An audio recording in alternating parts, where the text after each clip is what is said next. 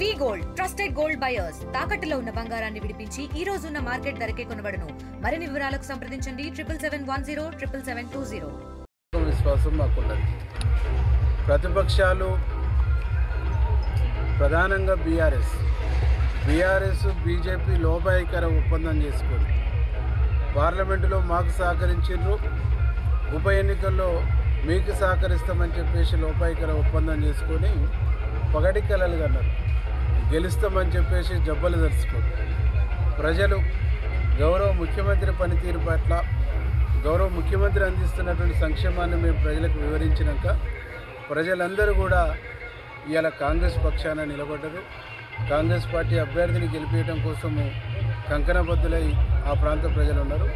దాదాపు భారీ మెజార్టీ వస్తుందనేటువంటి ఒక నమ్మకం, విశ్వాసం నాకున్నది.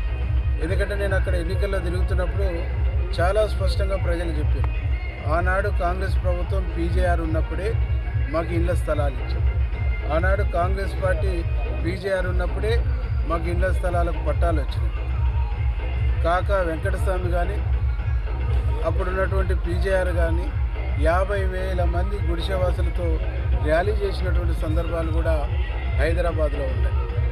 కాబట్టి చుట్టుపక్కల తెలంగాణ 10 జిల్లాల నుంచి హైదరాబాద్కు బతుకు తెరువు పోయినటువంటి వాళ్ళు ఇంటి అద్దెలు కట్టలేక, కిరాయి ఇళ్లలో కిరాయిలు చెల్లించలేక ఇబ్బంది పడుతున్నటువంటి పరిస్థితుల్లో వాళ్ళందరికీ అండదండగా ఉండి కాంగ్రెస్ పార్టీ ఆనాడు గుడిసెలు ఇప్పించి, గుడిసెలకు పట్టాలు ఇప్పించి, ఆ గుడిసెల జాగాల్లో ఇందిరమ్మ ఇండ్లు ఇప్పించి ఆనాడు చేసిన డెవలప్మెంట్ తప్ప గడిచిన 10 సంవత్సరాల్లో 12 సంవత్సరాల ఎమ్మెల్యే ఉన్న చనిపోయినటువంటి మాగంటి గోపీనాథ్ కానీ, 10 సంవత్సరాల పాటు మున్సిపల్ అడ్మినిస్ట్రేషన్ మినిస్టర్గా ఉన్న కేటీఆర్ కానీ ఆ ప్రాంతానికి చేసింది శూన్యం. ఇంకా ఇండ్లు కావాల్సినటువంటి పేదవాళ్ళు, ఇంకా ఇండ్ల పట్టాలు కావాల్సినటువంటి వాళ్ళు చాలామంది ఉన్నారు. కనీసం వాళ్ళకి ఇళ్ల పట్టాలు ఇవ్వలేదు, ఇందిరమ్మ ఇండ్లు ఇవ్వలేదు.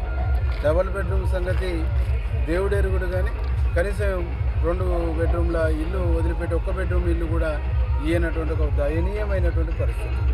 కాబట్టి 3 సంవత్సరాలు కాంగ్రెస్ ప్రభుత్వం ఉంది. వారి సమస్యల పరిష్కారానికి కాంగ్రెస్ పార్టీకే కాంప్లిమెంట్ ఉంటుంది. కాంగ్రెస్ ప్రభుత్వమే చేయగలుగుద్ది. మాకు గుడిసెలు ఇప్పించింది కాంగ్రెస్ ప్రభుత్వమే, మాకు ఇండ్లు ఇచ్చింది కాంగ్రెస్ ప్రభుత్వమే, మాకు జాగలకు పట్టాలు ఇచ్చింది కాంగ్రెస్ ప్రభుత్వమే.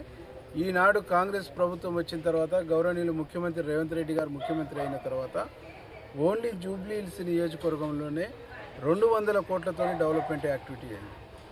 జూబ్లీ హిల్స్ నియోజకవర్గంలోనే రేవంత్ రెడ్డి గారి ఇల్లు కూడా, ముఖ్యమంత్రి గారి ఇల్లు కూడా ఉన్నది. కాబట్టి మాకు ముఖ్యమంత్రి పైన, రేవంత్ రెడ్డి గారి పైన ప్రగాఢమైన విశ్వాసం, నమ్మకం ఉంది. తనే డెవలప్ చేస్తాడనేటువంటి నమ్మకం ఉంది. నవీన్ కుమార్ యాదవ్ కూడా యువకుడు, చదువుకున్నటువంటి వాడు, ఆపదలో సాపదలో మాకు అండదండగా తోడునీడగా ఉంటున్నటువంటి వ్యక్తి, నిత్యం మా మధ్యన కలియదిరిగేటువంటి వ్యక్తి. కాబట్టి యువకుడు, పనిచేసే శక్తి ఉన్నటువంటి వాడు ఉన్నాడు, చేయగలిగేటువంటి ముఖ్యమంత్రి ఉన్నాడు. కాబట్టి మాకు వీరి మీద నమ్మకం ఉంది. మేము భారీ మెజార్టీతో గెలిపిస్తామని చెప్పేసి ప్రజలు మాకు స్పష్టంగా చెప్పారు. భారీ మెజార్టీ వస్తుందనే విశ్వాసం, నమ్మకం మాకు. చరిత్ర సృష్టించినోడు ఇప్పుడు ఆ చరిత్రని తిరగరాయబోతున్నాడు. అబద్ధాల గోడల్ని బద్దలు కొట్టి నిజాలను రాగా మీ ముందుంచబోతున్నాడు. నిజమైన వార్తల కోసం వెంటనే డౌన్లోడ్ చేసుకోండి రా యాప్ని.